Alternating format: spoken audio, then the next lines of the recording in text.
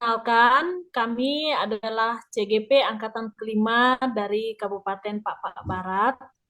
Dalam kasus pertama ini, CGP pertama yaitu Ibu Ida Deliana Panjaitan sebagai coach, kemudian CGP kedua Ibu Erika Manalu sebagai coachee, dan saya CGP ketiga sebagai pengamat Ibu Juni Merimanulang. Kasusnya, rekan saya, Ibu Erika bercerita, jika dia baru saja mendapatkan teguran dari kepala sekolah yang menerima laporan dari pengawas sekolah yang melakukan supervisi saat ia mengajar.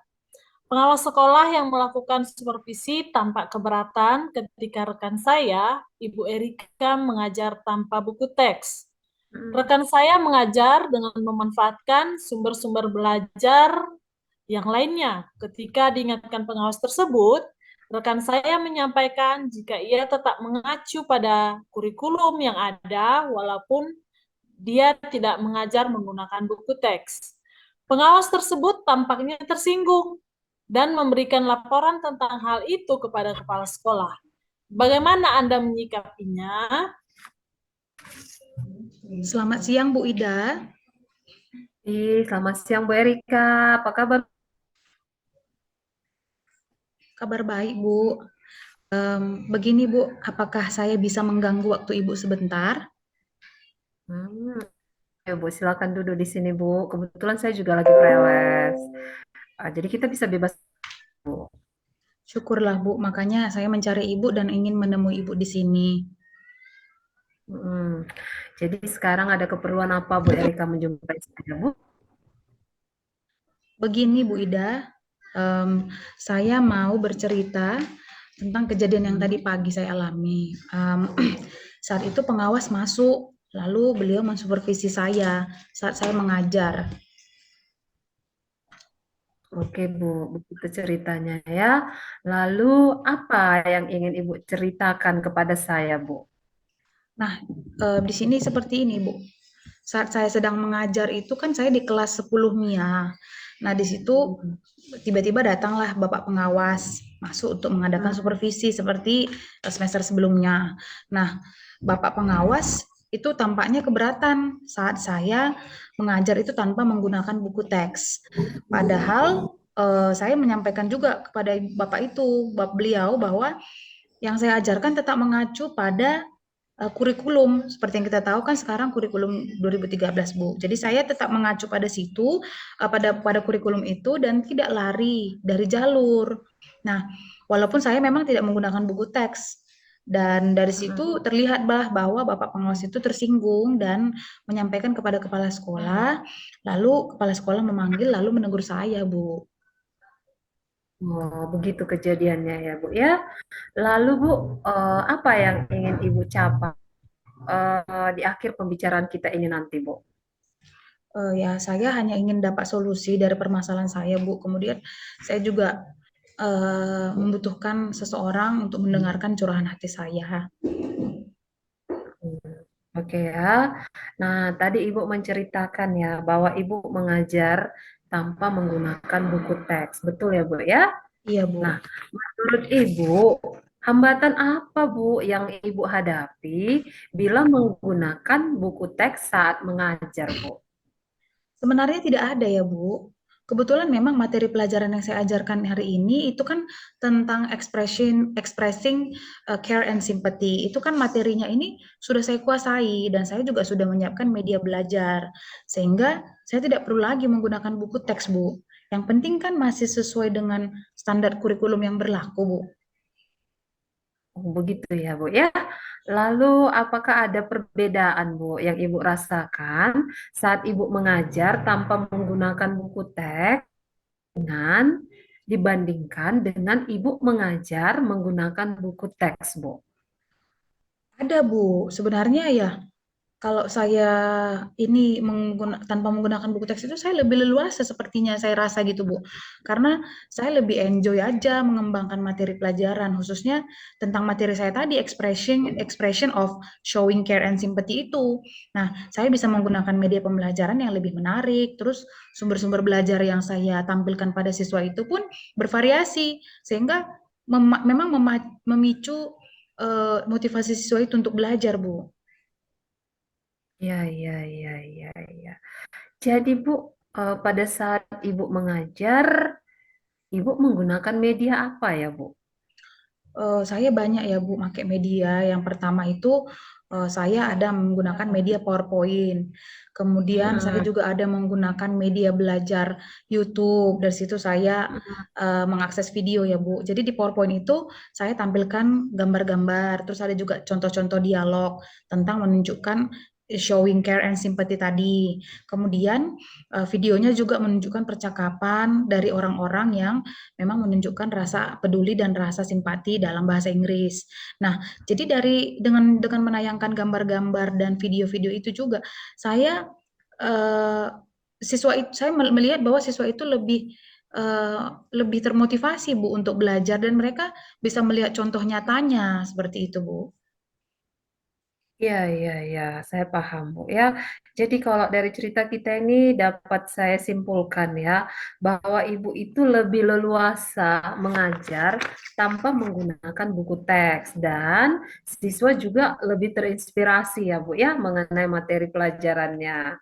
Nah, jadi Bu, menurut Ibu, ini saya mau nanya ya, Bu ya, apakah menggunakan buku teks saat mengajar itu, Bu, menghambat inspirasi dan pencapaian hasil belajar siswa sehingga dia tidak maksimal, Bu? Gimana menurut Ibu? Sebenarnya enggak ya Bu ya. Kalau buku teks itu sama sekali tidak menghambat inspirasi siswa. Bila siswa, sebenarnya kan gini, kalau memang siswa itu bisa membaca langsung dari bukunya, mereka juga bisa saling berdiskusi kan tentang apa yang mereka baca. Kemudian mereka mau mencari informasi yang kedua melalui sumber-sumber lain seperti Google atau dari YouTube. Ya, mudah-mudahan hasil belajarnya juga bagus sih, Bu. Iya, oke Bu, oke. Nah, tadi Ibu juga katakan ya bahwa selain menggunakan PowerPoint, Ibu juga menggunakan media video pembelajaran. Sekarang saya mau tanya lagi Bu, memangnya Bu di buku teks tidak ada yang dapat kita gunakan sebagai pendukung materi Ibu tadi? Hmm, iya ada sih Bu. Kalau di buku ada contoh yang ditampilkan juga. Kayak Hmm. contoh-contohnya itu berbentuk percakapan antar sesama yang memang menunjukkan expression of showing care and sympathy itu. Ya ada di buku itu Bu, gitu. Oke, nah kalau begitu bukankah buku teks Bu juga mendukung proses belajar siswa Bu? Iya benar Bu. Nah mungkin inilah hal yang terlupakan sama saya ya Bu. Seharusnya memang Mm-mm. ya salah satu sumber belajar siswa itu ya saja adalah buku-buku bacaan seperti itu Bu. Iya, Bu, ya. Semakin banyak media tentunya akan memperkaya wawasan siswa dalam belajar. Siswa juga akan lebih termotivasi untuk belajar. Saya setuju ya dengan Ibu. Nah, sekarang apa Ibu untuk menyelesaikan masalah yang Ibu hadapi tadi? Eh, saya ingin bertemu Bu dengan Bapak pengawas. Mm-mm. Hmm, Lalu, apa yang akan Ibu sampaikan kepada Bapak pengawas sekolah kita, Bu? Ya, saya ingin minta maaf lah Bu ya kepada Bapak itu karena mungkin omongan saya tadi kan menyinggung perasaan Bapak itu. Seperti itu Bu. Ya, selain itu ada rencana lain, Bu? Ya, untuk yang kedua, saya pasti ingin menemui kepala sekolah, Bu, supaya saya juga bisa minta maaf atas kesalahan yang sudah saya lakukan di dalam kegiatan mengajar saya, yaitu tadi tidak menggunakan buku yang sudah dianjurkan oleh sekolah, seperti itu, Bu. Iya, saya senang sekali ya, Bu, ya, dengan keputusan Ibu. Saya sangat mendukung sekali, Bu, ya. Nah, jadi kira-kira, Bu, sebelum Ibu menjumpai kepala sekolah, adakah yang bisa saya bantu, Bu? Ya Bu, terima kasih sebelumnya sudah bersedia untuk membantu saya. Nah, di sini saya butuh bantuan Ibu untuk menanyakan sama kepala sekolah apakah saya bisa menemui beliau sekarang, seperti itu Bu. Baik, Bu, baik. Kalau Ibu sudah mempunyai keyakinan dengan rencana Ibu ini akan dapat menyelesaikan masalah Ibu tadi, ya saya akan membantu Ibu ya. Baik Bu, Lalu apa terima komitmen kasih. Ibu buat rencana pembelajaran berikutnya, Bu?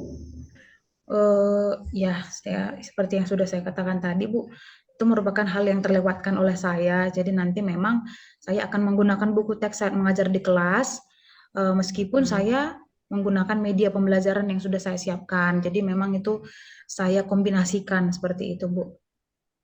Oke, mantap sekali ya, Bu. Lalu menurut Ibu mengapa Ibu mengambil keputusan demikian, Bu?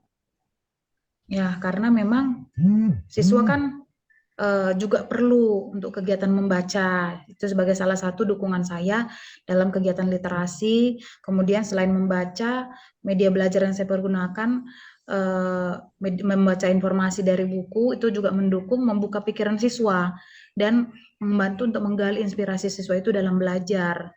Seperti itu, Bu. Oke, bagus sekali ya keputusan yang Ibu buat. Semoga komitmen Ibu dapat menambah semangat mengajar Ibu Erika ya. Baik, Bu. Baiklah Bu, saya akan menanyakan apakah kepala sekolah bisa Ibu temui sekarang ya Bu. Iya, terima kasih ya, Bu. Saya sangat terbantu dengan diskusi yang saya lakukan dengan Ibu sekarang. Iya Bu, semoga rencana ini boleh berjalan lancar dan masalah Ibu juga segera teratasi Bu ya. Baik, Bu. Saya permisi dulu ya, Bu ya. Selamat siang, Bu Ida. Selamat siang Bu Erika, tetap semangat Bu Erika. Iya, Bu. Siap.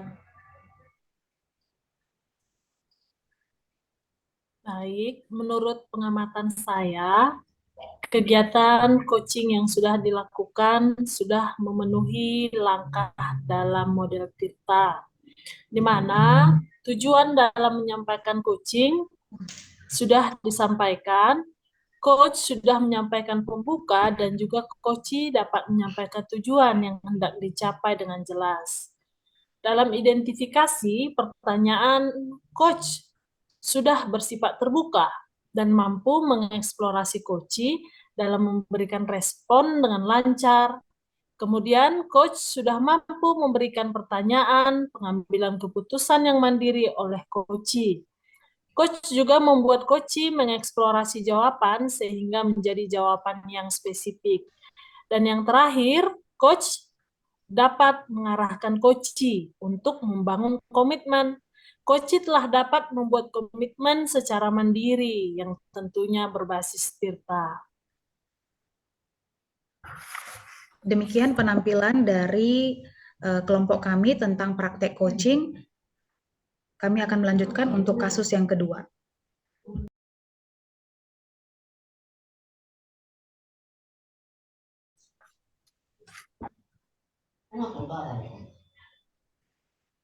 Oke, jadi untuk kasus kedua, coach adalah Ibu Erika, sedangkan coach adalah Ibu Juni, dan pengamat saya sendiri Ida Deliana Panjaitan. Suatu pagi di sekolah, Ibu Erika, seorang guru seni budaya di kelas 8, menginformasikan bahwa akan diadakan lomba bernyanyi tingkat kabupaten di Kota Salak, Kabupaten Papua Barat. Ibu Erika menghimbau siswa-siswinya yang mempunyai bakat untuk mewakili sekolah dalam lomba bernyanyi tersebut. Salah satu siswa yang diminta untuk mewakili adalah Juni, karena Ibu Erika merasa Juni sangat berbakat dalam bernyanyi. Di satu sisi, Juni enggan untuk mengikuti lomba tersebut karena ia masih belum percaya diri. Sehingga suatu siang pada jam istirahat sekolah, Juni memberanikan diri menghadap Ibu Erika dan menyampaikan permasalahannya. Selamat siang, Bu Erika. Selamat siang, Juni. Ada yang bisa Ibu bantu, Nak? Begini, Bu, terkait dengan permintaan Ibu agar saya mewakili sekolah kita dalam perlombaan bernyanyi. Saya tidak bisa ikut, Bu. Loh, kenapa Juni tidak bisa ikut? Saya masih belum bisa percaya diri, Bu, Kira-kira kenapa kamu tidak percaya diri, Juni? karena saya punya pengalaman pribadi yang membuat saya trauma, Bu. Sewaktu SD, Oh, saya pernah ikut lomba, dan saat saya lomba bernyanyi itu, saya gagal, Bu. Jadi untuk kali ini saya tidak mau lagi ikut karena saya takut tidak bisa mengharumkan nama baik sekolah kita, Bu. oh, gitu nih rupanya. Oh iya, nah sekarang kan Juni, Ibu mau tanya, apa aja kekuatan yang ada dalam dirimu? Saya bisa bernyanyi, Bu, dan memang saya suka bernyanyi, Bu. Nah, ada lagi kelebihan yang lain? Iya, Bu, saya bisa bernyanyi sambil memainkan alat musik. Wah, keren sekali. Alat musik apa yang bisa dimainkan oleh Juni? Saya bisa main gitar dan keyboard, Bu. Aduh, mantap sekali. Nah, begini loh Juni, sebenarnya kamu punya kekuatan dalam diri kamu yang memang perlu diasah. Itu ya, diasah dan diasah. Kemudian ya memang perlu untuk membangun rasa percaya diri sehingga kan tidak mudah putus asa. Kamu berbakat loh ternyata, bisa nyanyi, bisa main alat musik, apalagi cewek ini keren sekali, kan? Nah, sekarang Ibu mau tanya, menurut kamu, hal apa saja yang penting itu perlu diperhatikan kalau kita mau bernyanyi? Setahu saya, Bu, syarat utama dalam bernyanyi itu harus menguasai teknik bernyanyi dan juga teknik pernapasan, Nah, menguasai lirik lagunya, oke. memiliki kemampuan untuk menghayati lagu yang dibawakan, dan bisa menyampaikan kepada pendengar tentang pesan lagu yang kita nyanyikan, Bu. Wah, tepat sekali. Ternyata Juni menguasai semua apa yang perlu diperhatikan dalam bernyanyi. Ya, begitulah syarat bernyanyi yang baik dan benar. Nah, sekarang dari syarat-syarat tersebut, tadi ada beberapa ya. Yang mana yang menurut Juni itu yang belum dikuasai? Yang belum dikuasai oleh Juni nih. Dari syarat tersebut, menurut saya yang belum saya kuasai itu, Bu, saya belum memiliki kemampuan untuk menyampaikan isi lagu sehingga membuat pendengar itu tidak memahami isi nyanyian saya. Hal inilah yang akhirnya membuat saya kurang percaya diri, Bu, dalam bernyanyi. Oh, ya baiklah kalau begitu. Nah, sekarang gini, langkah apa yang kira-kira akan Juni lakukan supaya bisa mengembalikan kepercayaan diri jika kita kaitkan dengan bersyarat bernyanyi tadi yang menurut Juni itu belum maksimal, yaitu tadi menyampaikan pesan lagu ya. Nah, Iya, kira-kira Bu. apa nih yang perlu yang perlu dilakukan oleh Juni? Menurut saya, Bu, yang bisa saya lakukan itu adalah saya perlu lebih banyak belajar lagi tentang bagaimana mengembangkan kemampuan untuk menyampaikan isi lagu, sehingga pesan dalam nyanyian saya tersampaikan kepada audiens yang mendengarkan. Dan tentunya dengan begitu saya bisa menjadi lebih percaya diri, Bu. Bagus sekali. Ini nih jawabannya. Kembalikanlah kepercayaan diri kamu tadi dengan lebih banyak lagi belajar tentang bagaimana bernyanyi yang baik dan benar. Sehingga pesan-pesan lagu itu bisa tersampaikan kepada audiens saat kamu bernyanyi. Ya kan, Juni? Nah, Ibu yakin kamu pasti bisa nih. Kamu kan punya kekuatan yang perlu dieksplor. Dan cara mengeksplor kekuatan dalam diri kamu, salah satunya adalah melalui lomba bernyanyi. Melalui lomba bernyanyi ini juga mental diasah loh. Nah, jadi kamu jangan takut kalau nanti seperti ini hasilnya. Tidak perlu. Yang kita perhatikan di sini adalah kamu lebih fokus pada proses kamu dibentuk. Proses kamu dibentuk ini adalah mengembalikan kepercayaan diri kamu. Kamu punya pengalaman baru. Kalau untuk urusan menang atau kalah itu urusan belakangan loh. Baik, Bu Erika, saya siap untuk mengikuti lomba bernyanyi tingkat kabupaten mewakili sekolah kita, Bu. Saya yakin saya bisa. Terima kasih banyak ya, Bu Erika, untuk Sama-sama, masukannya dan semangatnya ya, Juni. Bu. Iya, sama-sama. Kamu harus tetap semangat ya. Oke? Nanti kita jumpa lagi di Iya, kelas ya. Bu. Kita ada pelajaran SBD kan selesai ini ya. Iya, Bu. Oke, demikianlah kasus yang kedua. Maka saya sebagai pengamat akan memberikan tanggapan saya. Nah, saya sebagai pengamat memperhatikan diskusi yang dilakukan oleh Ibu Erika dan Juni. Urutan coaching dengan model Tirta sudah dilaksanakan dengan baik dan sesuai dengan tahapan. Kemudian bentuk penguatan yang diberikan oleh Ibu Erika sebagai coach juga sudah mampu menampilkan coaching yang sangat baik. Kemudian yang ketiga adalah penguatan dan solusi yang disampaikan oleh Ibu Erika mampu menggali dan menguatkan kekuatan dalam diri Koci yaitu Ibu Juni yang memerankan sebagai siswa untuk kembali percaya diri.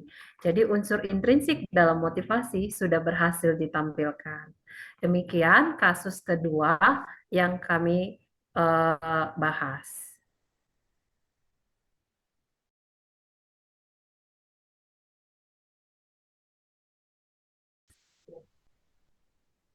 Baiklah, kali ini kami akan menampilkan praktik coaching untuk kasus yang ketiga. Adapun peran dalam skenario yang menjadi coach adalah Juni Mary Manulang, kemudian yang menjadi coach adalah Ida Deliana Panjaitan, dan yang menjadi pengamat adalah saya sendiri, Erika Manalu. Dalam kasus ketiga, rekan saya bernama Bu Ida, seorang guru IPA di sekolah, mempunyai masalah tentang kurangnya antusias murid-murid dalam pembelajaran pada kelas yang diampu. Hal ini terlihat dari kurang aktifnya anak-anak di kelasnya. Kemudian dalam pengumpulan tugas, hanya 50% dari jumlah murid-murid yang mengumpulkan. Bu Ida ingin berdiskusi tentang solusi terbaik atas masalahnya ini. Bolehkah saya meminta waktunya sebentar, Bu? Ya, Bu Ida, selamat siang. Boleh, Bu. Kebetulan saya lagi freelance. Ada apa ini, Bu Ida? Sepertinya ada yang penting sekali, Bu. Iya, Bu. Saya mau bercerita tentang apa yang saya rasakan akhir-akhir ini di kelas, Bu. Baik, Bu Ida. Apa yang mau Ibu ceritakan, Bu? Begini, kan, akhir-akhir ini saya merasa murid-murid di kelas yang saya ajarkan itu kan antusias, Bu, dalam menerima pembelajaran dari saya. Selain itu, jumlah murid-murid yang mengerjakan tugas itu hanya 50% tiap kelas, Bu. Oh, begitu, Bu. Jadi, menurut Bu Ida, apa yang Ibu harapkan dari obrolan kita hari ini, Bu? Saya mengharapkan sekali, Bu, solusi atas permasalahan saya tentang antusiasme murid-murid yang saya ajar di kelas, Bu. Menurut Bu Ida, hal apa saja yang membuat murid-murid Ibu kurang antusias dalam pembelajaran bersama Ibu? Saya ingat kembali kan, Bu, hal yang menyebabkan murid-murid saya kurang antusias adalah yang pertama itu pembelajaran saya itu sedikit membosankan, Bu, terlalu monoton. Kemudian saya terlalu dominan untuk berbicara, terus berbicara di depan murid-murid saya. Yang kedua itu saya tidak kesempatan buat murid untuk berpendapat atau aktif berbicara pada pembelajaran. Oh, begitu kira-kira ya, Bu. Nah, menurut Ibu, kira-kira apa saja yang dapat membuat murid Ibu ke depannya dapat antusias dalam pembelajaran Ibu? Iya kan, Bu, menurut saya, Bu, murid-murid itu pasti menginginkan pembelajaran yang asik, tidak monoton, ataupun tidak membosankan, Bu. Wah, saya sependapat ini, Bu, dengan Ibu. Jadi menurut pendapat Ibu, apa saja yang bisa membuat murid-murid itu asik dalam pembelajaran dan tidak membosankan, Bu? Iya, Bu. Ya, jadi menurut saya pembelajaran itu kan harus terpusat ya kepada murid. Kemudian murid diminta untuk aktif dalam pembelajaran. Kemudian kalau sekali-sekali bolehlah kita adakan ice breaking ataupun game supaya pembelajarannya lebih menarik, Bu. Hmm, Lalu Bu, mengenai tugas yang diberikan kepada murid-murid Ibu, menurut Ibu apa penyebabnya sehingga anak-anak tidak antusias dalam pengumpulan tugasnya, Bu? Iya, jadi kalau saya ingat-ingat ya, kemungkinan karena tugas saya itu terlalu banyak ya saya berikan kepada murid dan berisi banyak pertanyaan tanpa saya memberikan sumber belajar yang beragam dan mengasihkan gitu. Jadi mungkin siswa merasa bosan, Bu. Hmm. Kalau boleh tahu, Bu, Ibu menggunakan sumber belajar apa saja di kelas? Ya, saya Bu biasa menggunakan buku teks yang ada di perpustakaan saja, Bu. Oh, adakah sumber belajar selain buku teks yang Ibu ketahui selama ini, Bu? Banyak ya Bu ya, banyak sekali ya saya pikir ya sumber belajar seperti video dari YouTube, artikel di blog, atau tulisan ilmiah di internet, atau bisa juga menggunakan aplikasi yang sedang tren sekarang ya Bu ya, seperti TikTok atau Reels di IG. Nah, betul sekali, Bu. Saya yakin sekali bila Ibu bisa menggunakan berbagai macam sumber belajar yang Ibu katakan tadi, pasti akan membuat murid-murid antusias dalam pembelajaran Ibu. Jadi, sekarang apa rencana Ibu untuk menyelesaikan masalah ini, Bu? Ya, yang pertama Bu, saya akan merancang pembelajaran yang mengasihkan dengan menggunakan sumber belajar yang beragam video dari YouTube ataupun mungkin dari TikTok ya Bu ya yang sekarang lagi viral-viralnya. Kemudian yang kedua saya akan memberikan tugas Bu tidak terlalu banyak. Kemudian bentuk tugasnya juga sesuai ya dengan minat dan bakat murid. Istilahnya saya akan melaksanakan pembelajaran diferensiasi Bu. Kemudian dengan harapan siswa nanti tidak terkesan dipaksa gitu ya, tetapi mereka memang senang Bu mengerjakan tugasnya. Wah, bagus sekali rencana Ibu. Mudah-mudahan berhasil ya, Bu. Ya Bu Juni, makasih Bu Jun. Apa komitmen Ibu terhadap rencana Ibu ini, Bu?